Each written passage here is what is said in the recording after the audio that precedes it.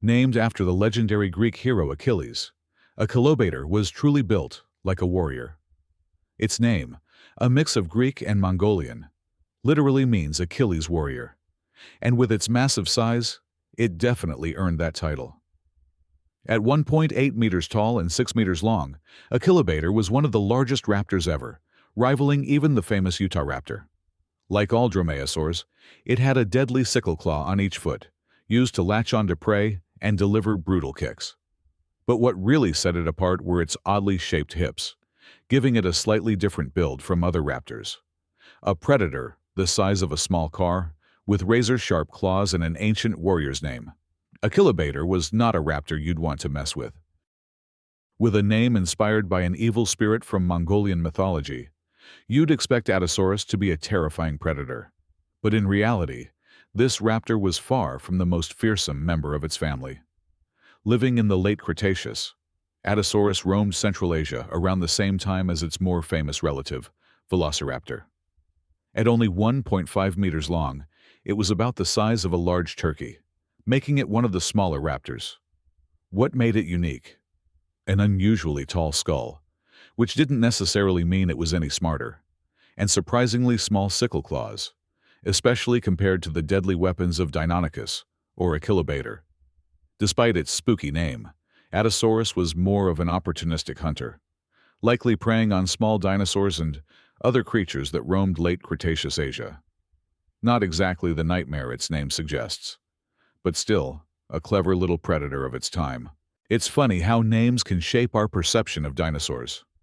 Atrociraptor sounds like a merciless killer, while Bambiraptor sounds like something you'd want to cuddle. But despite their opposite names, both were actually quite similar. Small, but deadly raptors armed with razor-sharp teeth and slicing claws. Living in the woodlands of North America during the late Cretaceous, Atrociraptor was only about 90 centimeters long. But don't let its small size fool you. This raptor was a brutal predator. Its backward curving teeth were perfect for tearing off chunks of flesh and making sure struggling prey had no chance of escape. It may not have been the biggest or scariest raptor, but with a name like Savage Robber, you can bet that Atrociraptor was a nightmare for anything smaller than itself. New raptor species are still being discovered, and Austroraptor is one of the latest additions to the family. Officially named in 2008, its fossils were unearthed in Argentina, which is reflected in its name. Austro means south, making it the southern thief. At 5 meters long and weighing up to 500 pounds, 227 kilograms, Austroraptor was the largest known raptor from South America, dominating the woodlands of the late Cretaceous.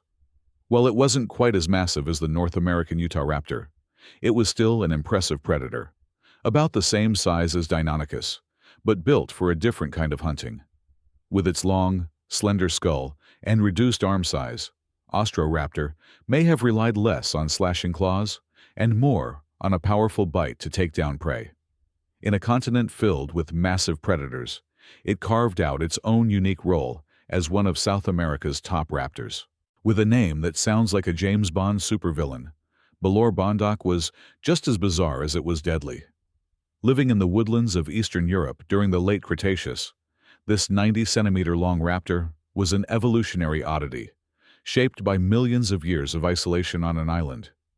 Unlike most raptors, Balaur didn't have just one oversized sickle claw per foot. It had two. This alone made it stand out from its North American cousins, like Velociraptor and Deinonychus. But that wasn't its only weird trait. Balaur was stocky and muscular, built less like a sleek, agile hunter, and more like a compact powerhouse. This unusual anatomy suggests that Balaur may have tackled much larger prey, possibly even ambushing dinosaurs that were bigger than itself. It was part of an ecosystem where island-dwelling animals evolved in strange ways, much like the dwarf sauropod, Microraptor, or the tiny duck-billed Telmetosaurus. A raptor with double sickle claws and a body built for brute force, Balaur Bondoc was truly one of evolution's weirdest creations. With a name like Bambiraptor, you might picture a gentle, fluffy forest creature.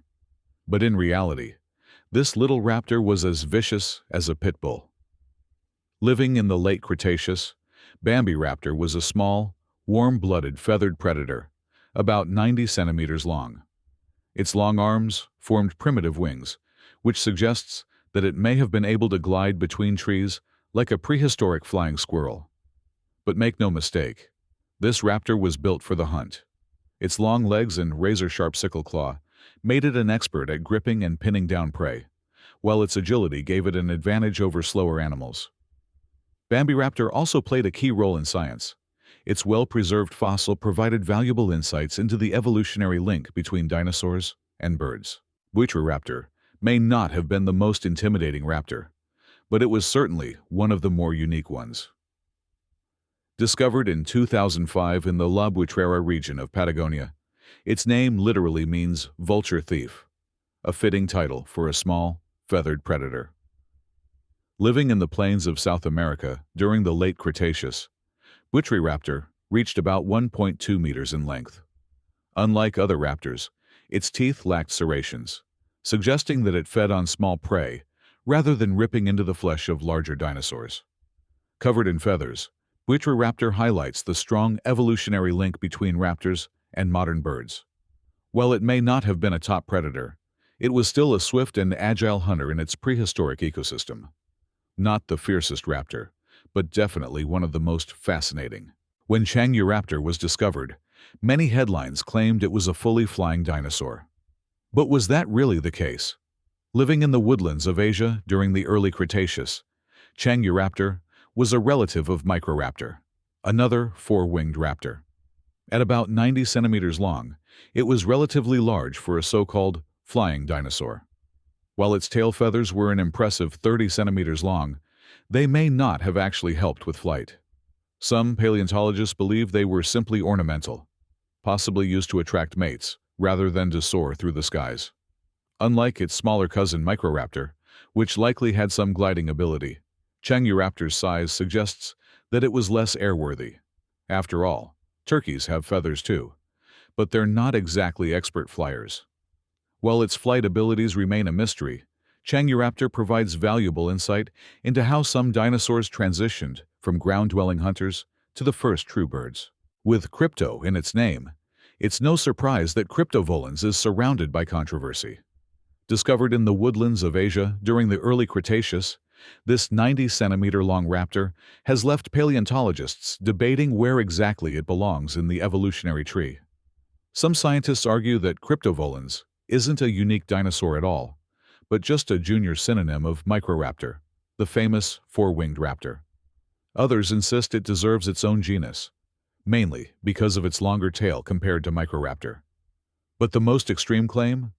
That Cryptovolans was actually more bird-like than even Archaeopteryx, meaning it should be classified as a prehistoric bird rather than a feathered dinosaur. Whether it was a raptor, a bird, or something in between, Cryptovolans proves one thing. The line between dinosaurs and birds was blurrier than we ever imagined. Discovered in the Hell Creek Formation, Dakotaraptor is only the second raptor ever found in this famous fossil site. Living in the late Cretaceous, this massive predator reached about 5.5 meters in length, making it one of the largest raptors ever discovered. What made Dakotaraptor truly unique? It had wings, but it couldn't fly. Scientists found quill knobs on its forearm bones, the same structures that modern birds use to anchor feathers. These feather bumps have also been found in Velociraptor, confirming that Dakotaraptor was a fully feathered dinosaur. But if it couldn't fly, what were the wings for? The most likely theories suggest they may have been used for warming its body, protecting its nest, or helping with balance while running at high speeds. Like all raptors, Dakotaraptor also had a huge sickle claw on each foot, making it a deadly hunter. A giant, feathered raptor that ran like a sprinter and jumped like a predator, but never took to the skies. The so-called Velociraptors in Jurassic Park? They were actually based on Deinonychus. This man-sized predator, armed with huge sickle claws and powerful grasping hands, was one of the fiercest raptors of the Middle Cretaceous. Discovered in 1964 by American paleontologist John Ostrom, Deinonychus sparked a revolution in the way scientists viewed dinosaurs. Before its discovery, dinosaurs were seen as slow and unintelligent reptiles. But Deinonychus changed everything. It was clearly built for speed and agility, with specialized tail vertebrae for balance, razor-sharp teeth, excellent vision, and deadly foot claws. Despite what movies suggest, Deinonychus probably didn't hunt in highly coordinated packs, but rather in loose hunting groups, where multiple individuals might attack the same prey without complex teamwork. This was the raptor that shattered the old dinosaur stereotypes, and proved that some of them were built for speed, intelligence, and precision hunting. Discovered in China's famous Liaoning fossil beds, Graciliraptor is one of the earliest and smallest raptors ever found. Living in the woodlands of Asia during the early Cretaceous, this feathered dinosaur measured only 90 centimeters long and weighed just a few pounds. What makes Graciliraptor special is its position in dinosaur evolution. Some paleontologists believe it was close to the last common ancestor of raptors, troodontids, like the intelligent troodon, and even the first true birds. Though its exact appearance remains uncertain, it was likely closely related to the later Microraptor, the famous four-winged glider that emerged a few million years later. Graciliraptor may not have been the fiercest hunter, but its existence sheds light on the transition from ground-dwelling raptors to the first birds of the Mesozoic. Discovered in 2008 in Mongolia's Linhe region, Linheraptor is one of the lesser-known dromaeosaurs, but that doesn't make it any less fascinating. This 1.8-meter-long predator lived in the plains of Central Asia during the late Cretaceous, prowling the landscape in search of prey. Linheraptor is often compared to its more famous relative, Velociraptor, but experts suggest it's actually closer to the equally obscure Tsagan. It shared its habitat with yet another mysterious raptor, Mahakala, making this fossil-rich region a hotspot for dromaeosaur discoveries. With its sleek, lightweight build and likely feathered body, Linheraptor was a fast and agile hunter, a true nightmare for smaller animals that roamed Mongolia's prehistoric plains. A raptor overshadowed by its more famous relatives, but no less deadly. Although not widely known, Luanchuanraptor holds an important place in paleontology. It was the first raptor discovered in eastern China, whereas most of its relatives, like Velociraptor, were found much further west, in what is now Mongolia. Living in the woodlands of Asia during the late Cretaceous, this 90 to 120 centimeters long raptor was likely covered in feathers and may have hunted in small groups to take down larger prey. Like many of its relatives, Luanchuanraptor occupied a crucial place in the evolutionary transition from dinosaurs to birds, bridging the gap between ground-dwelling predators and their airborne descendants. While its fossil record is limited, Luanchuanraptor proves that raptors were more widespread in ancient China than previously thought. Living in the early Cretaceous, this tiny, feathered raptor likely glided from tree to tree, much like a modern flying squirrel. But since no vertebrate today has fully winged hind legs, scientists are still debating how Microraptor actually flew. Some suggest it spread its legs outward, using all four wings to generate lift. Others believe its wings were stacked above one another, allowing it to glide in an upright position. Regardless of its exact flight style, Microraptor was a one-of-a-kind experiment in dinosaur evolution, offering a glimpse into the transition from raptors to true birds. A tiny predator with four wings, and one of the weirdest flyers in prehistoric history. Neuquenraptor had the potential to go down in history as the first raptor ever discovered in South America, but it was beaten to the punch by Unenlagia, which was named just a few months earlier. Ironically, many scientists now believe that Neuquenraptor was actually just a species or specimen of Unenlagia rather than a separate dinosaur. Living in the woodlands of South America during the late Cretaceous, this 1.8-meter-long feathered raptor had some unusual traits. It was likely a close relative of early birds, and may have had a habit of flapping its arms, though it was far too large to actually fly. Even if it didn't make history, Neuquenraptor remains an important piece of the puzzle in understanding how some raptors evolved toward bird-like traits. A raptor that almost changed the game, but still played an important role in the bigger picture. Few dinosaurs have puzzled paleontologists as much as Nuthetes.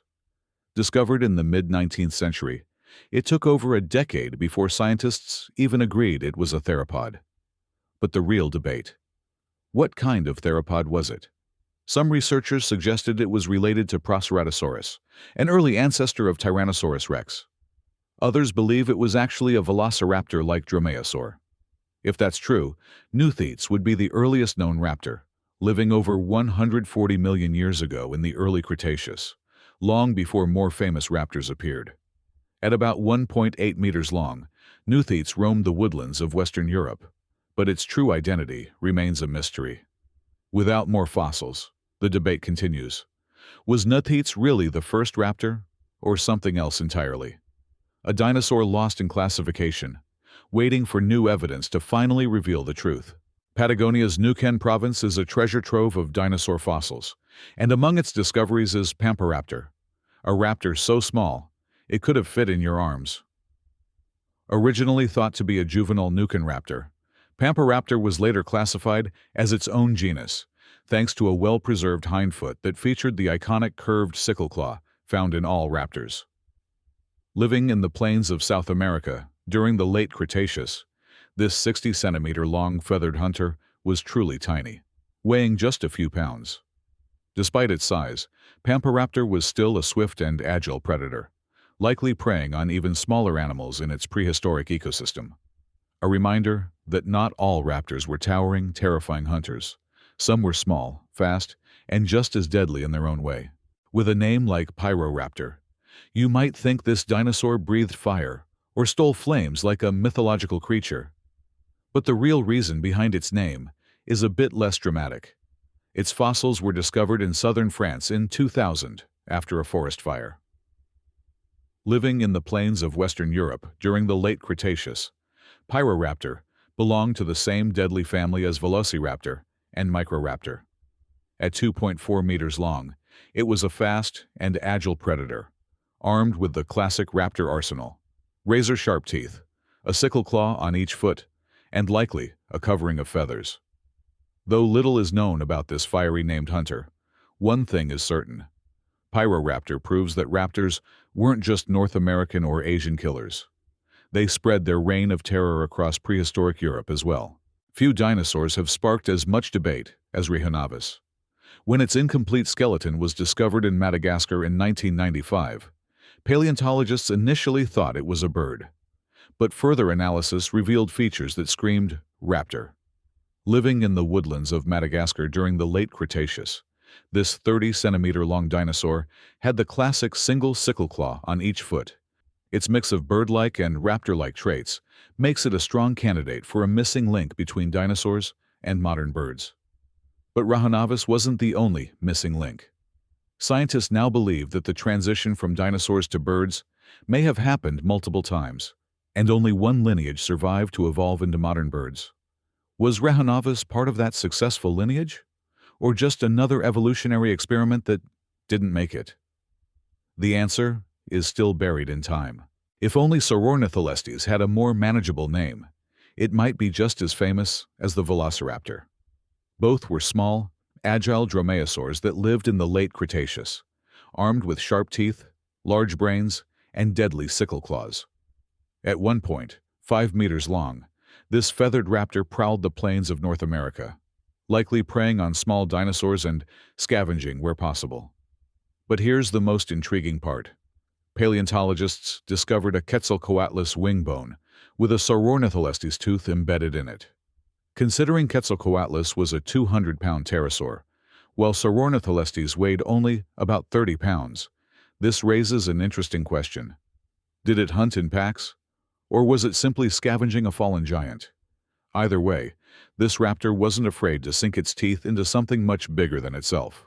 In the early Cretaceous, about 130 million years ago, the line between raptors, troodontids, and bird-like theropods was anything but clear. And Shanag is a perfect example of that evolutionary blur. Discovered in the plains of Central Asia, this 90-centimeter-long predator was closely related to Microraptor, the famous four-winged glider. But at the same time, it also shared traits with feathered dinosaurs that would later evolve into Troodon, one of the most bird-like non-avian dinosaurs of the late Cretaceous.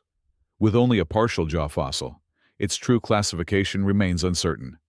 Future discoveries may finally reveal whether Shanag was a true raptor, an early Troodon relative, or something in between. A dinosaur on the edge of evolution, waiting for its full story to be uncovered. At first glance, Unenlagia was just another late Cretaceous raptor. Living in the plains of South America, this 1.8-meter-long, feathered predator had the classic sickle claws and sharp teeth of a dromaeosaur. But there was something unusual about it: its highly flexible shoulder joints. Unlike other raptors, Unenlagia's arms had a much wider range of motion, making it easy to imagine it flapping its feathered limbs like wings. But here's the catch. At around 50 pounds, it was far too heavy to fly. This has left paleontologists with a fascinating question.